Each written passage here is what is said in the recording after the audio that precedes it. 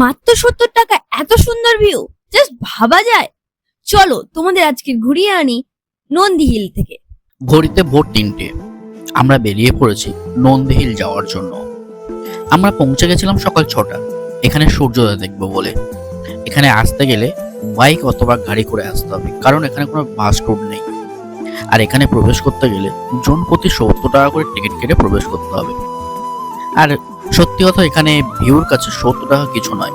আর আমাদের কপালটা এতটাই খারাপ ছিল, এত কুয়াশা থাকার কারণে আমরা সূর্যোদয় তো দেখতে পেলাম না। আর যখন সূর্যটাকে দেখলাম তখন আমাদের মাথার উপর, তাই মনটা খারাপ হয়ে গেল। তাই আর সূর্যোদয়ের কোনো ভিডিও করলাম না।